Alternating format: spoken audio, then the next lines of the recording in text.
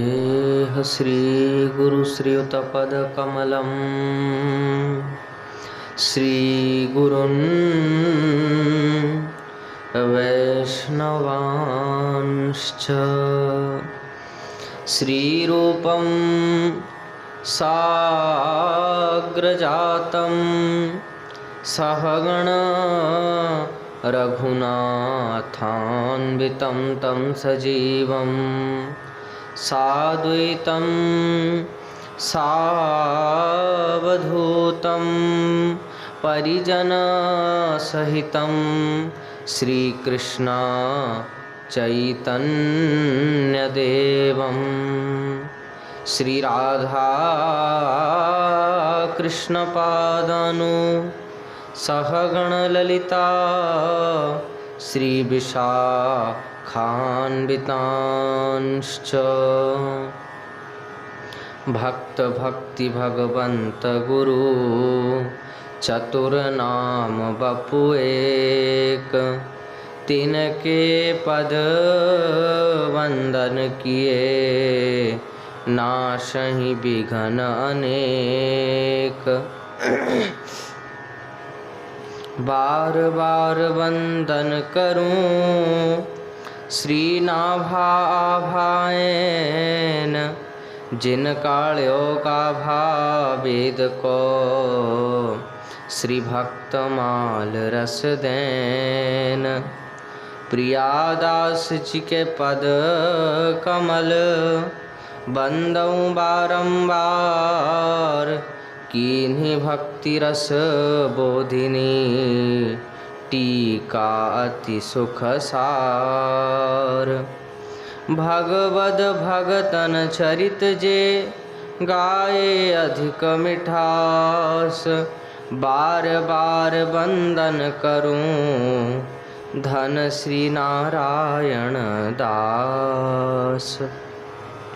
हरि जी आय विराजिए सुनो कथा इतिहास तुम श्रोता भक्त माल के तुम पद रज हम दास। चार जुगन के भक्त जे तिनके पद की धूर सर्वस सिर धरी राखी हूँ मेरी जीवन मूल। अज्ञान तिमिरान्धस्य ज्ञानाञ्जनशलाकया चक्षुरुन्मिलितं येन तस्मै श्री गुरुवे नमः। जय रूप सनातन भट्ट रघुनाथ श्री जीव गोपाल भट्ट दास रघुनाथ। ए छह गुसाइर करी चरना बंदन जहाँ हईते विघ्न नाश अभिष्ट पुराण। भजनिताई गौर राधे श्याम जप हरे कृष्णा हरे राम। भजनिताई गौर राधे श्याम जप हरे कृष्णा हरे राम। भजनिताई गौर राधे श्याम जप हरे कृष्णा हरे राम। वाञ्छा कल्पतरुभ्यश्च कृपा सिन्धुभ्य एव च पतितानां पावनेभ्यो श्री वैष्णवेभ्यो नमो नमः। श्री गुरु चरण कमलेभ्यो नमो नमः। संत चरण कमलेभ्यो नमो नमः। श्री गुरु प्रेमानंदे निताय गौर हरि बोल।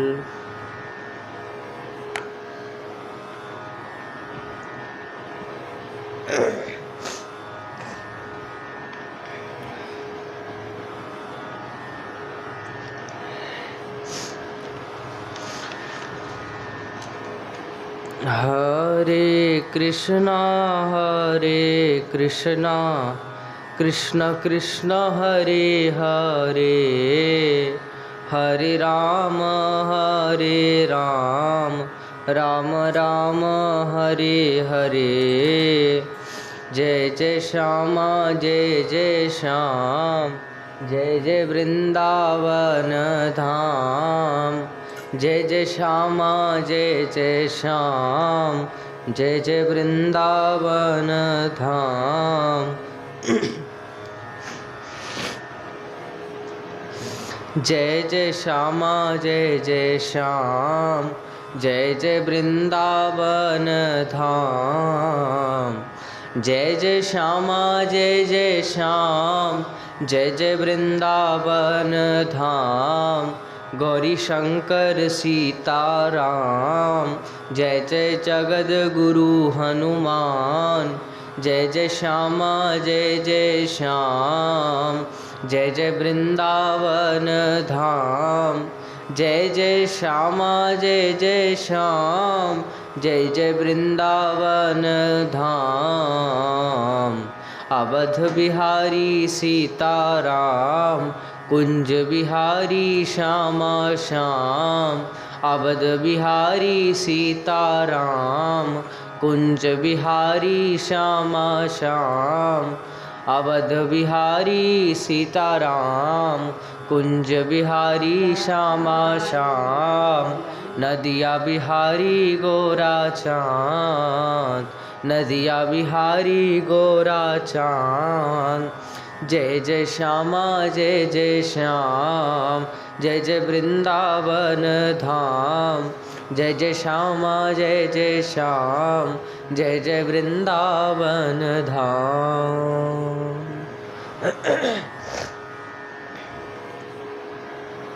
परम करुण पतित पावन अशरण शरण दीन बंधु नवद्वीप बिहारी श्री निताय गौर हरि सरकार, वृंदावन बिहारी श्री राधा माधव युगल सरकार, श्री दीक्षा गुरुदेव की, श्री शिक्षा गुरुदेव की, गुरुजनों की कृपा के फलस्वरूप 82 दिवसीय श्री भक्तमाल जी की पावन कथा श्रवण करने का हमें आपको सौभाग्य प्राप्त हो रहा है, जिसमें कि आज कथा का 40वां दिवस है, जिसमें कि श्री रामदास काठिया बाबा के चरित्र को हम आप श्रवण करने जा रहे हैं।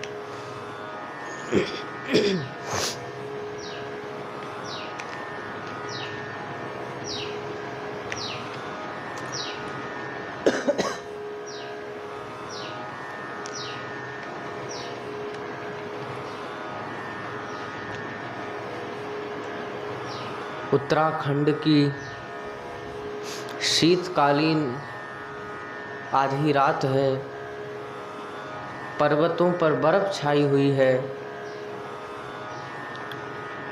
देवदार और चीड़ के वृक्षों के शाखाओं से बर्फ के कण टप टप करके गिर रहे हैं और धुनी के सामने ध्यानमग्न बैठे एक महात्मा की झोपड़ी पर,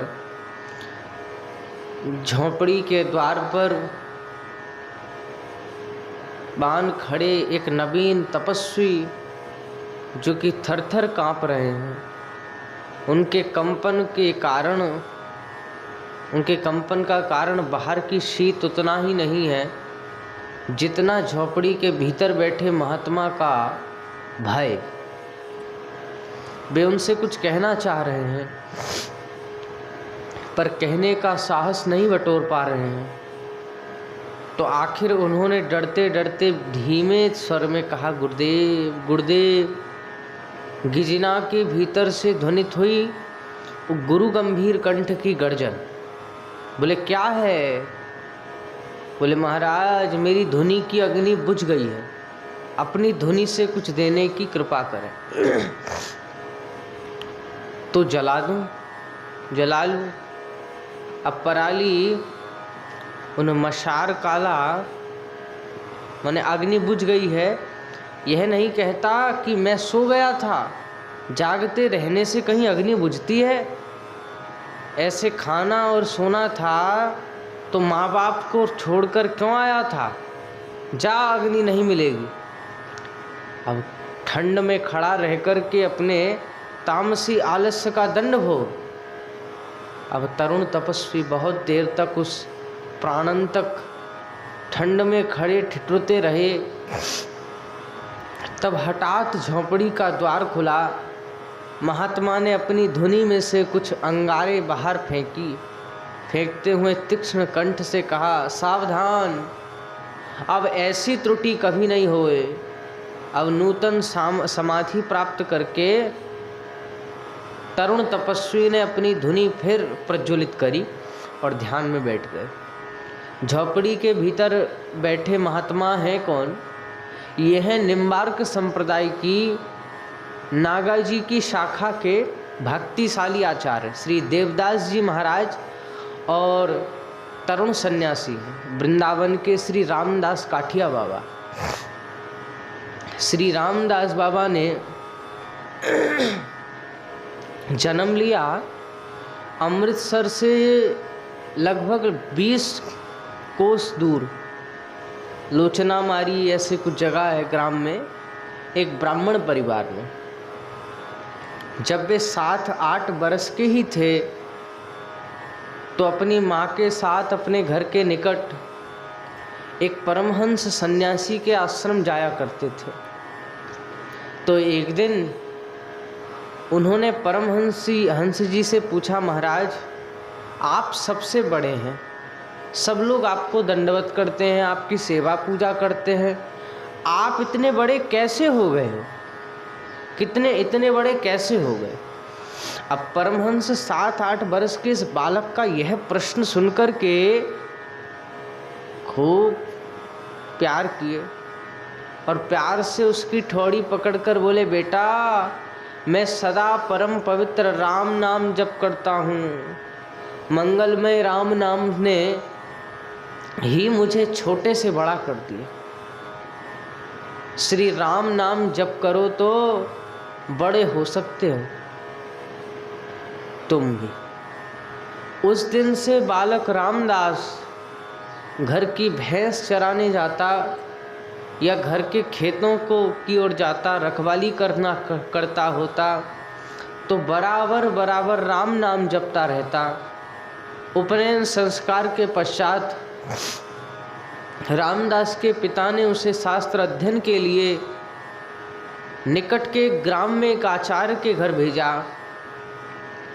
8-9 बरस गुरुगृह रह करके विभिन्न शास्त्र पाठ समाप्त करने के पश्चात जब वह घर लौटा तो पिता उसके विवाह की व्यवस्था करने लगे, पर उसने विवाह करने से इनकार कर दिया और आजन्म ब्रह्मचारी रह करके अध्यात्म जीवन व्यतीत करने के अपने संकल्प की घोषणा करी। आत्मीय जनों की भत्सरना और उनके अश्रु उसे अपने संकल्प से विच्युत न कर सके। ग्राम में एक विशाल वटवृक्ष था, उसके नीचे बैठ करके रामदास जी ने गायत्री मंत्र का जप करना प्रारंभ किया। उद्देश्य था कि गायत्री मंत्र में सिद्धि प्राप्त करने का। 1 लाख नाम जप समाप्त कर चुकने के पश्चात एक दिन सुनी एक दिव्य वाणी कि हे वत्स, तुम अवशिष्ट 50,000 जप संपूर्ण करो, महातीर्थ ज्वालामुखी में जाकर तुम्हारी मनोकामना सिद्ध होगी। अब रामदास जी ज्वालामुखी की ओर चल पड़े, पर मार्ग में उन्हें दर्शन हुए एक वृक्ष के नीचे बैठे जटाजूटधारी दिव्य श्रीमंडित एक सन्यासी। अमोघ आकर्षण था उनका। उन्हें लगा कि वे न जाने कब के उनके अपने हैं। भावाविष्ट होकर के वे उनके चरणों में गिर पड़े और ज्वालामुखी जाने का अपना संकल्प त्याग दिए और व्यग्र भाव से महापुरुष के निकट मंत्र और संन्यास दीक्षा देने का आग्रह करने लगे। शुभ मुहूर्त में महापुरुष ने उन्हें खूब उपदेश दिया। उन्होंने खूब प्रार्थना करी कि हे गुरुदेव, मुझे ऐसा प्रतीत हो रहा है कि आप मेरे बहुत जन्म जन्म के अपने हैं, इसलिए आप मुझे भगवत प्राप्ति का मार्ग बताइए और मैं कैसे तरूं ये बताइए। कि कैसे तारोगे गुरुजी मोहे, कैसे तारोगे मेरा अवगुण भरा शरीर, कहो ना कैसे तारोगे गुरुजी मेरा अवगुण भरा शरीर, कहो ना कैसे तारोगे। कैसे तारोगे गुरुजी मोहे, कैसे तारोगे पाप करंता हसे ये मनुआ, जाप करंता रोवे मैली चादर झीरम झीर, कहो ना कैसे तारोगे गुरुजी मेरा अवगुण भरा शरीर, कहो ना कैसे तारोगे। कैसे तारोगे गुरुजी मोहे, कैसे तारोगे। खूब प्रार्थना किए। फिर उनको शुभ मुहूर्त में महापुरुष ने उन्हें दीक्षा दे करके गृहस्थ के बंधन से मुक्त किया। पर रामदास जी माता पिता के आग्रह से घर से बाहर ग्राम में ही एक वटवृक्ष के नीचे रहकर भजन करने लगे। और एक दिन अर्धरात्रि के समय जब वे वृक्ष के नीचे ध्यान और जप में लीन थे, अकस्मात आकाश मंडल से एक स्वर्गीय ज्योति आई। स्वयं गायत्री देवी तरुण सन्यासी के सम्मुख आविर्भूत होकर बोली कि वत्स, तुम गायत्री मंत्र में सिद्ध हो गए हो, जिस वर की इच्छा हो प्रार्थना करो। हाथ जोड़ करके रामदास जी ने उत्तर दिया कि माँ, मैं सन्यासी हो गया हूँ, मेरी कामना वासना का अब प्रश्न ही क्या। मैं केवल यह प्रार्थना करता हूँ कि आप मेरे प्रति सदा प्रसन्न हो, सदा प्रसन्न रहें। तथास्तु कह करके देवी अंतर्ध्यान हो गई। अब गुरुदेव की आज्ञा से अब रामदास जी ने सदा के लिए ग्राम छोड़ करके परिव्राजक का, परिजनों का और फिर जीवन प्रारंभ किया नया। घूमते घूमते एक दिन उन्होंने किसी राजा के राज्य में प्रवेश किया। यहाँ की रानी एक रूपवती विधवा तरुणी थी। रामदास जी को महल में बुलाकर यह उनकी सेवा करने लगी। अब धीरे धीरे उनके प्रति आकृष्ट हो करके उसने एक दिन उनसे अपने मन की बात कही। अपने यौवन और अपनी विपुल संपत्ति का भोग करने के लिए उनसे बार बार अनुरोध करने लगी। उसी क्षण रामदास जी वे राज प्रसाद से निकल करके राज्य की सीमा से बाहर हो गए। और परिवजन करते करते रामदास जी उत्तराखंड के गहन वनांचल में गुरुदेव श्री देवदास जी से जा मिले। गुरुदेव की एक एकनिष्ठ सेवा में उन्होंने आत्मवियोग किया। उनके निर्देश में कृत साधना के माध्यम से आध्यात्मिक जीवन के एक स्तर से दूसरे पर आरोहण आरंभ किया। गुरुदेव ने उन्हें कभी पंचाग्नि में तपाकर, कभी प्रचंड ठंड में गलाकर, कभी एक आसन पर निराहार 8-8 दिन तक बैठे रह करके जप आदि करने की आज्ञा दे करके क्रमशः आध्यात्मिक जीवन के उच्चतम शिखर तक उन्नत किया। देवदास जी अपरिमेय योग शक्ति के अधिकारी थे। उनकी योग विभूतियाँ एक एक करके रामदास जी के सामने उद्घटित होने लगी। उन्होंने देखा कि वे एक आसन पर 6-6 महीने तक जड़ समाधि में मग्न रहते हैं। उनका आहार है केवल धुनी, जो आग की धुनी रहती है हाथ तापने के, धुनी की भस्म मिला हुआ एक कमंडलू जल, जिसे भी उल्टी करके वे सबका सब बाहर निकाल देते हैं। पर कभी कभी जब उनकी जठराग्नि प्रज्वलित होती है तो आधा मन दूध एक साथ गट करके पी जाने पर भी उनकी सुधा शांत नहीं होती। एक बार तो इन देवदास जी शिष्य मंडली के साथ घूमते घूमते मध्य भारत में भूपाल ताल पहुँचे। भूपाल ताल, अब भूपाल ताल के तीर पर अवस्थान करके उन्होंने शिष्यों को आज्ञा करी कि कुछ दूर जाकर ठहर जाने की। अब भोपाल ताल के उस पर था मुसलमान नवाब का विशाल महल। नवाब ने भोपाल तला के निकट शंख ध्वनि न करने की आज्ञा कर रखी थी और घोषणा कर रखी थी कि जो कोई इस आज्ञा की अवहेलना करेगा उसका सिर धड़ से अलग कर दिया जाएगा। देवदास जी ने ताल के किनारे खड़े होकर के बार बार घोर शंखनाद किया आरंभ किया।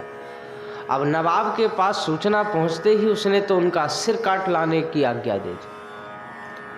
पर नवाब के अनुचर जब बाबा के आसन के निकट पहुंचे तो यह देखकर अवाक रह गए कि वहां किसी जीवित साधु के स्थान पर है मात्र उसका खंडित मस्तक और छिन्न भिन्न अंग, जो प्रत्यंगों का रक्ताभ समूह। अब अनुचरों ने जैसे ही नवाब को जाकर के यह सूचना दी, फिर सुनाई पड़ने लगी वही प्रचंड शंख ध्वनि। अब इस बार जब प्रहरी वहां गए तो यह देख करके और भी विस्मय में पड़ गए कि वह खंडित मस्तक और छिन्न भिन्न और प्रत्यंग भी अब वहाँ नहीं है और रक्तपात का तो कोई चिन्ह नहीं है। अब यह सूचना पाकर के तो नवाब के मन में भय और भक्ति का एक साथ मानो संचार हुआ। वह जान गया कि यह किसी विशेष शक्ति पर महात्मा कार्य करते हैं। शीघ्र वह सेवकों को लेकर के स्वयं उस स्थान पर पहुंचा और यह देख करके अवाक रह गया कि वहाँ एक जटाजूटधारी तेजोदीप्त सन्यासी ध्यान आसन पर विराजमान है। और योगी वर्ग को प्रणाम करके नवाब ने बार बार क्षमा प्रार्थना करी। उन्होंने प्रशांत कंठ से कहा, देखो तुम मुसलमान हो, अपने धर्म का आचरण करो, दूसरों को भी अपने धर्म का आचरण करने दो। शंख घंटा न बजाने देना दूसरों के धर्म में बाधा डालना है। अपनी इस अन्याय घोषणा को वापस लो। अब नवाब ने योगी वर्ग के आदेश को सानंद स्वीकार किया और पीछे भोपाली वर्ग पर ही महात्मा देवदास जी ने एक देव मंदिर का निर्माण किया। रामदास जी उत्तर काल में इस मंदिर को अपना गुरुद्वारा का कहा करते। अभज देवदास जी ने एक दिन रामदास जी को आदेश दिया कि द्वारिका धाम दर्शन कराने का। वे गए द्वारिका धाम और इधर गुरुदेव ने पार्थिव शरीर छोड़ दिया। अब द्वारिका से लौटकर जब उन्होंने गुरुदेव के शून्य आसन को देखा तो उनके शोक की सीमा न रही। वे उन्मत्त प्राय हो गए और लगे रुदन करने और जटाजूट जटपाटित करने, अनाहार अनिद्रा और निरंतर क्रंदन में 7 दिन व्यतीत हो गए। तब देवदास जी की ज्योतिर्मय मूर्ति आविर्भूत हुई और शौकात शिष्य के सामने स्नेह भरे कंठ से सांत्वना देते हुए उन्होंने कहा, वत्स तुम क्यों इतना शोक करते हो? मेरी मृत्यु कब हुई है? केवल मेरे जीवन की मेरी लीला समाप्त हुई। तुम्हें बीच बीच में दर्शन देता रहूँगा, शांत हो जाओ। इससे मेरे और तुम्हारे बीच कुछ व्यवधान नहीं पड़ा है। मैं आवश्यकता अनुसार इसी समय से रामदास जी का श्री रामदास काठिया बाबा के रूप में अभ्युदय होने लगा और गुरुदेव ने उन्हें एक काठ का आडंबर और लंगोट पहरा दिया था। इसी से उनका नाम पड़ा काठिया बाबा। उन्होंने उन्हें कुछ साधना के दुर्गम पद से ले जा करके एक ऐसे उन्नत स्थान पर खड़ा कर दिया था जहां उन्हें उनकी सारी दैवी संपत्ति उत्तराधिकार में मानो प्राप्त हो गई थी। उनके जीवन में भी बहुत सी ऐसी घटनाएं घटने लगी थीं जैसे गुरुदेव के जीवन में घटा करती थी।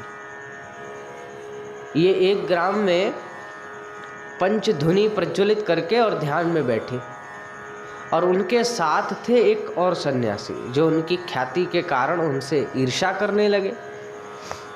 अब उन्होंने ध्यानस्थ रामदास बाबा के चारों ओर सहस्त्रों उपलों के ढेर लगा करके उनमें आग लगा दी।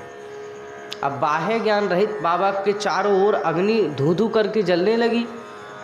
सन्यासी तो लापता हो गए। अब ग्रामवासी अग्नि शिराओं को देख करके दौड़ पड़े।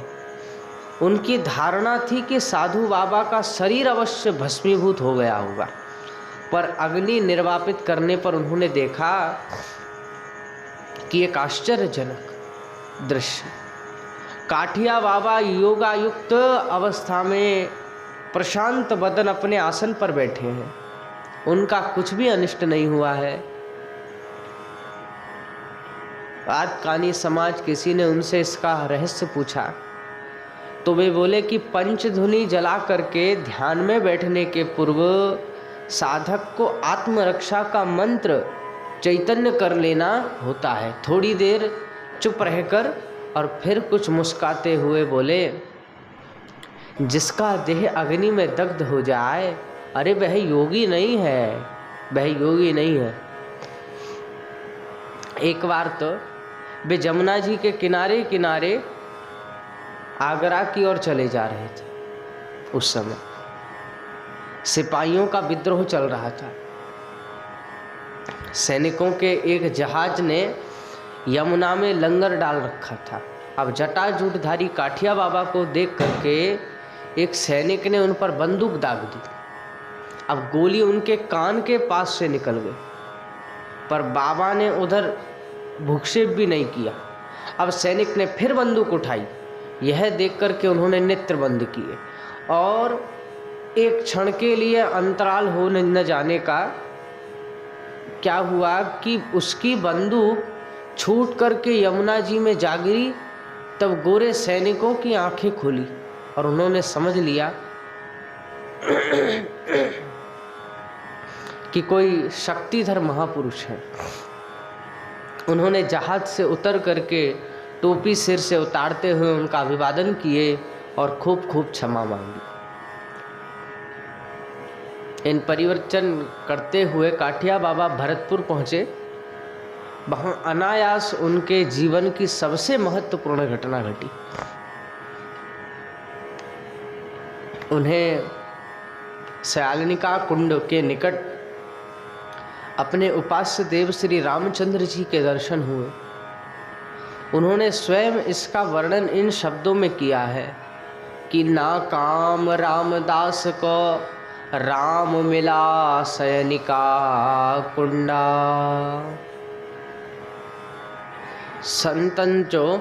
संतन तो सच्चा माने झूठा माने गुंडा, भरतपुर के ईश्वर दर्शन के पश्चात। तो काठिया बाबा का जीवन और फिर तो आचार्य जीवन, गरीबदास, भगवान दास, ठाकुर दास उनके शिष्य और नरोत्तम दास आदि उनके कई शिष्य हुए। धीरे धीरे असंख्य शिष्यों ने उनका आश्रय ग्रहण किया, जिनमें अधिकांश बंगाल देश के थे। शिष्यों की संख्या बढ़ने पर आवश्यक हो गया उनका कहीं आश्रम बनाकर स्थायी रूप से रहना। तो उन्होंने वृंदावन में आश्रम बनाने का निश्चय किया। सर्वप्रथम वहाँ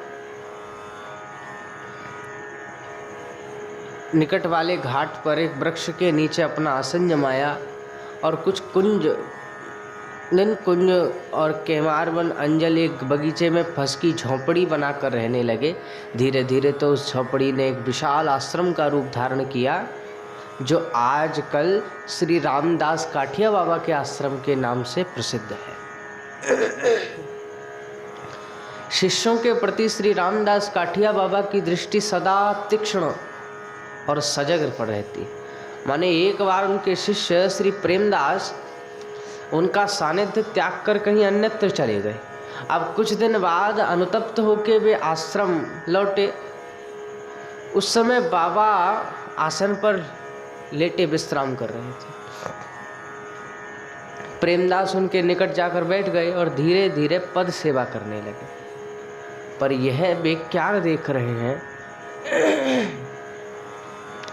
कि उनका हाथ बाबा जी के चरणों पर नहीं, शून्य शैया पर पड़ रहा है। बाबा तो शैया पर है ही नहीं। अब गुरु जी के आकस्मिक अंतर्ध्यान होकर के उनका हृदय रो पड़ा। अंतर्ध्यान से उनका हृदय रो पड़ा, पर थोड़ी ही देर में उन्होंने देखा कि उनका शरीर शैया पर लौट आया है और वे पूर्ववत निश्चल भाव से विश्राम करते भय दिखाई पड़े। तो उनसे कह रहे हैं कि क्यों रे, मेरे इस प्रकार चले जाने से यदि तुझे सुख हो तो मैं चला जाऊं। इस बूढ़े को छोड़कर यदि तू इधर उधर भागता फिरेगा तो इसकी सेवा कौन करेगा, बता। अब प्रेमदास जी तो अबाक, वे समझ गए कि महासमर्थ गुरुदेव के क्रियाकलाप को न समझने के कारण उन्हें छोड़ जाना उचित नहीं था। तब से वे उन्हें छोड़कर फिर कहीं नहीं गए। संतदास काठिया बाबा के प्रधान शिष्य थे। उनका पूर्वाश्रम का नाम तारा किशोर चौधरी था और वे एक वकील थे।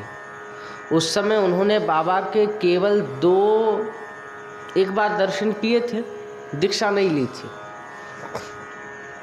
तो बाबा ने उनसे कहा था कि रात्रि के चतुर्थ प्रहर में ध्यान करने को, किंतु पूर्वाभ्यास के कारण उनका उस समय जगना कठिन था। अब एक दिन शेष रात्रि में जब वे सो रहे थे तो उन्होंने सुना कि कोई कह रहा है, ओरे उठ उठ। उसी समय उनके ऊपर आ गिरा एक ईंट का टुकड़ा। अब तारा किशोर बाबू चौंक कर उठ बैठे। देखा मसहरी में कहीं भी कोई छेद नहीं है, फिर यह ईंट कहाँ से आ गई। वे समझ गए कि यह बाबा की अहेतु की कृपा के सिवा और कुछ नहीं है। उस दिन से वे शेष रात्रि में उठकर के ध्यान भजन करने लगे। श्री विजयपाल चट्टोपाध्याय तारा किशोर बाबू के घनिष्ठ मित्र थे। तो एक दिन उनके बैठक खाने में प्रवेश करते ही उन्होंने देखा दीवार पर लटका एक साधु का चित्र। उन्होंने व्यग्र भाव से उनका परिचय पूछा। तारा किशोर बाबू ने कहा, यह है मेरे गुरुदेव, वृंदावन के प्रसिद्ध श्री रामदास काठिया बाबा। तब वे कहने लगे, मैं अभी स्वास्थ्य लाभ करने के लिए सांवताल परगना गया था।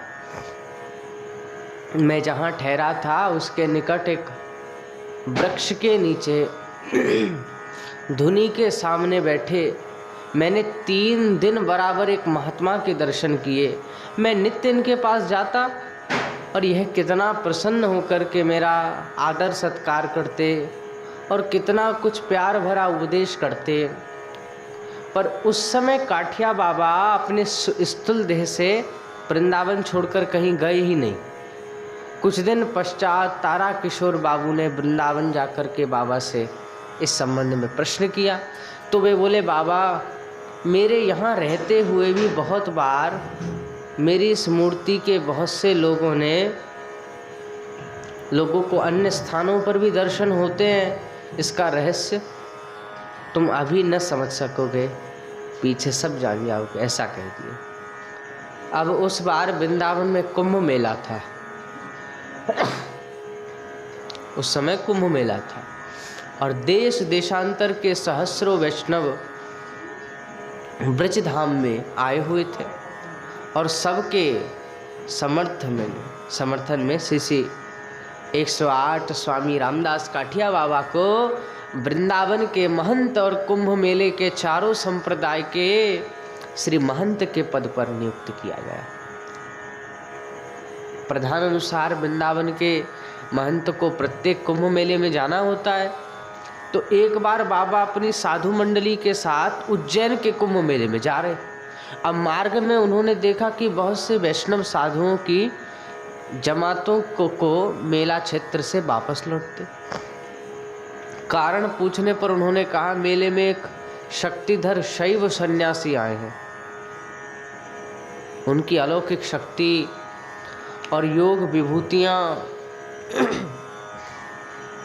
को देख करके उज्जैन के राजा उनके अनुगत हो गए हैं। इससे उत्साहित होकर शैव सन्यासी ने सारे मेला क्षेत्र पर अपना अधिकार जमा लिया है और वे वैष्णव साधुओं को यहाँ नहीं ठहरने दे रहे हैं। यह सुनकर के बाबा तो बहुत क्रोधित भटे। उन्होंने कहा, तुम लोग वृथा ही साधु हुए हो। अरे तुमने अपना सिर तो नीचा किया ही इष्ट देव श्री विष्णु की मर्यादा की हानि करी है। कुंभ मेले में अपने अधिकार के लिए तुम्हें लड़ना चाहिए था। अरे मर भी जाते तो क्या था, विष्णु भगवान के लिए प्राण विसर्जन करते तो उनके धाम को ही जाते। तुम का पुरुष हो। अब बाबा के तीक्ष्ण वाक्यों के से अवरुद्ध होकर सभी वैष्णव साधु चल पड़े मेले में। अपने स्थान पर अधिकार करने। आगे आगे हाथी पर समाधीन काठिया बाबा महाराज, पीछे पीछे सहस्रों वैष्णव साधुओं की फौज। लड़ाई झगड़े के लिए किसी को सामने जाने की बात तो पर लगिया नहीं। और उन स्थानों की जिन पर उन्होंने जबरदस्ती कब्जा कर लिया था। अपने अपने स्थानीय जातीय न जाने यह कतियावाला की अलौकिक शशि थी या उनका बिछाया कोई इंद्रजाल, जिसके कारण उनका विरोध करने का किसी का साहस नहीं हुआ। काठिया बाबा जैसे शक्तिशाली और पराक्रमी महात्मा थे, वैसे ही क्षमाशील भी। उनके आश्रम का रसोइया पुष्कर दास बड़ा अर्थलोभी था। उन्हें अपने आचरण में पैसे कौड़ी के मांगते में कृपणता का अभिनय करते देख करके प्रम हो गया था। बाबा ने अपने भाई बंधु में बहुत सी असरफियाँ छिपा रखी थी। उसने उस धन के लोभ से 2 बार उनकी हत्या का प्रपंच किया, पर वह सफल न हुआ।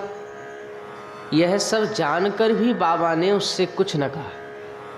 अंतिम बार उसने 2 तोले निक विष रोटी में मिलाकर उन्हें खिला दिया। बाबा को बहुत कष्ट हुआ।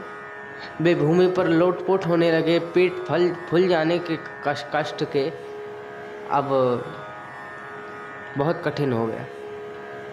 सेवकों ने उनकी अनुमति लेकर के बंदूक और भी बहुत कुछ किए।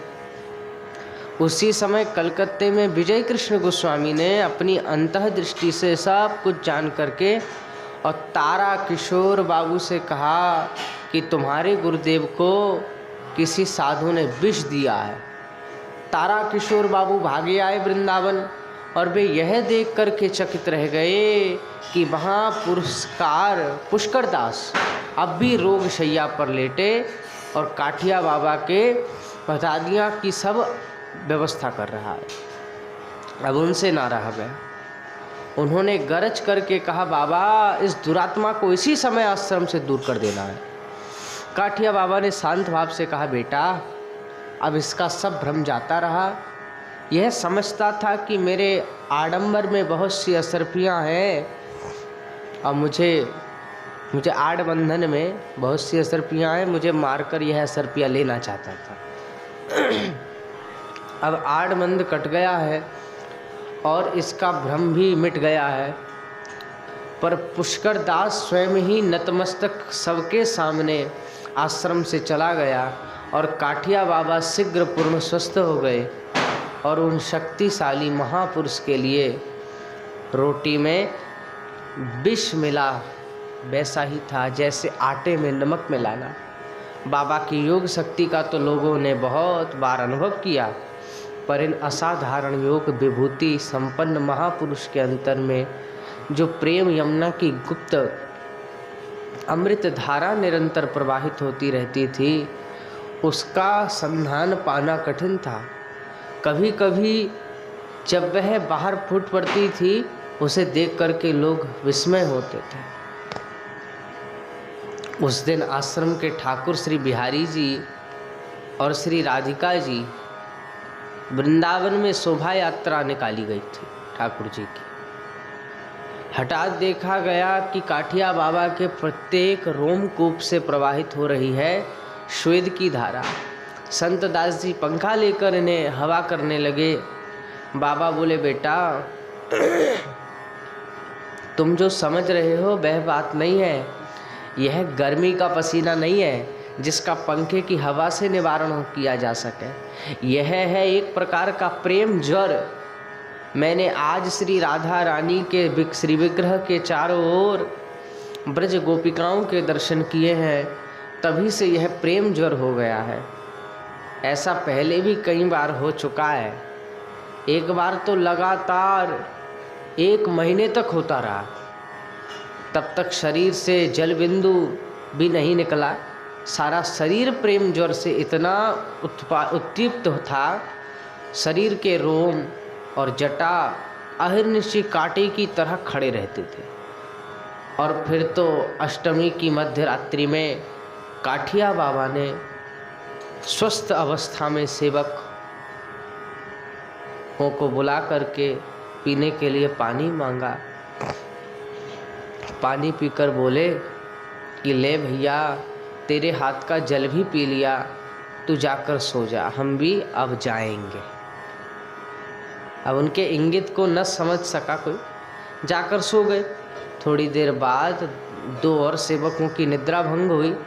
दोनों यह देखकर विस्मय में पड़ गए कि आश्रम का आंगन एक अपूर्व दिव्य ज्योति से परिपूर्ण है। और उसी समय वे भाग करके गए और बाबा के कक्ष में देखा कि वे आसन पर निष्पन्द भाव से उपविष्ट हैं, पर श्वास प्रश्वास बंद है। 2 दिन बाद गुरुदेव के परलोक गमन का संवाद प्राप्त करके संत दास जी वृंदावन पहुँचे। उन्होंने देखा कि काठिया बाबा के दर्शन के कारण आश्रम की खूब दशा खराब है।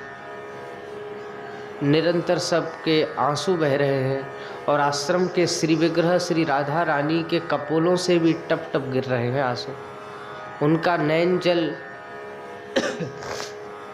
प्रथानुसार 13वें दिन बाबा का भंडारा किया गया उस दिन तक बराबर राधा रानी के नेत्रों से अश्रुधारा प्रवाहित होती रही और दोनों श्री मूर्तियों का मुख मलिन दिखता रहा। और भंडारे के पश्चात राधा रानी के अश्रु बंद हुए और दोनों मूर्तियों के मुख का मलिन भाव भी जाता रहा। कई दिन लगातार अश्रुधारा बहते रहने से राधा रानी के नेत्र कुछ विरूप हो गए थे, माने खराब हो गए थे, उन्हें बदलना पड़ा था, नेत्र बदलने पड़े थे। तो ऐसे श्री रामदास काठिया बाबा के चरित्र को श्रवण किए। प्रेम से कहिए जय जय श्री राधे श्याम। श्री गुरु प्रेमानंदे निताई गौर हरि बोल।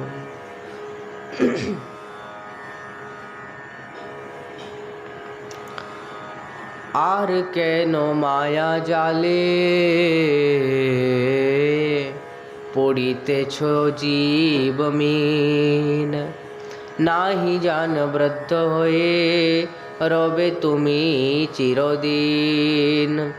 অতি তুচ্ছ ভোগ আসে বন্দি হয়ে মায়া পাশে, রহিলে বিক্রত ভাবে দণ্ডয়াতা পরাধীন। এখন ভকতি বলে কৃষ্ণ প্রেম সিন্ধু জলে, ক্রীড়া করি অনায়াসে থাকো তুমি কৃষ্ণাধীন। ক্রীড়া করি অনায়াসে থাকো তুমি কৃষ্ণাধীন। ওহ আর কেন মায়া জালে পড়িতেছ জীবমিন, নাহি জানো বদ্ধ হয়ে রবে তুমি চিরদিন। অতি তুচ্ছ ভোগ আসে বন্দি হয় মায়া পাশে, রহিলে বিক্রত ভাবে দণ্ড যথা পরাধীন। এখন ভক্তি বলে কৃষ্ণ প্রেম সিন্ধু জলে, ক্রীড়া করি অনায়াসে থাকো তুমি কৃষ্ণ আধীন। प्रिय भक्तों, अगर यह वीडियो आपको पसंद आए तो इसको लाइक कीजिए और अधिक से अधिक शेयर कीजिए। हमारे YouTube चैनल दासानुदास नवल किशोर दास जी को सब्सक्राइब करें। हमारी कथाओं को सर्वप्रथम देखने के लिए बेल आइकन दबाना ना भूलें।